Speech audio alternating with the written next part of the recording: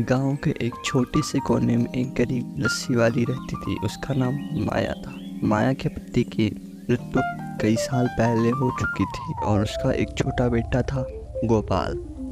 माया की दुनिया सिर्फ गोपाल के इर्द गिर्द घूमती थी और उसके सुख दुख का एकमात्र सहारा वही था।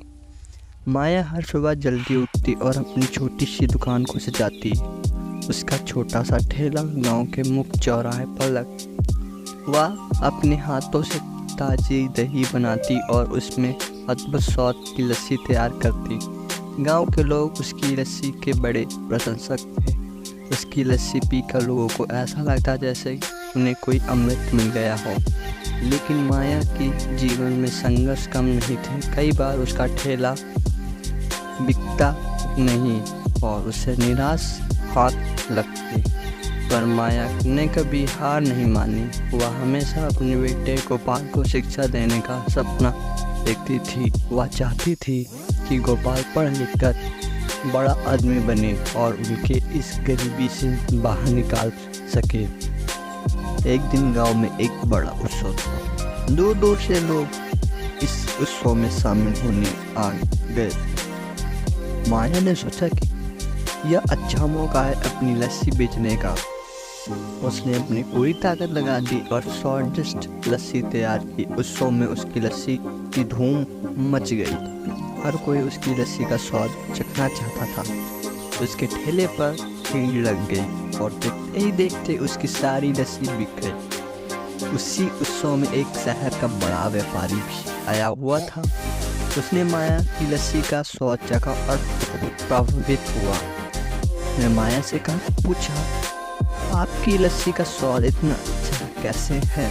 माया ने मुस्कुराते हुए कहा, यह मेरी माँ का नुस्खा है और इसमें मेरे प्यार और मेहनत शामिल है। व्यापारी ने माया से कहा, मैं आपको एक बड़ा प्रस्ताव देना चाहता हूँ। आप शहर में आकर मेरी फैक्ट्री में काम करें और हमारी कंपनी के लिए लस्सी बनाएं। इससे आपकी आर्थिक स्थिति भी सुधर जाएगी और आपका बेटा भी अच्छी शिक्षा प्राप्त कर लेगा। माया की आंखों में खुशी के आंसू आ गए। उसने सोचा कि अब उसके सपने पूरे हो सकते हैं। माया ने व्यापारी का प्रस्ताव स्वीकार किया और शहर चली गई।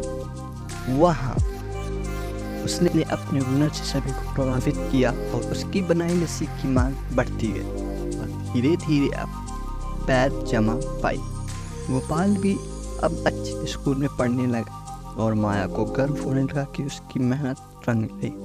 कुछ सालों बाद माया की मेहनत और लगन से वह शहर में एक सफल औरत बन गई। उसकी लस्सी की दुकानें शहर भर में खुल गई और उसकी गिनती अमीर लोगों में होने लगी। माया ने कभी नहीं सोचा था कि उसकी छोटी सी दुकान उसे इतनी दूर तक ले जाएगी।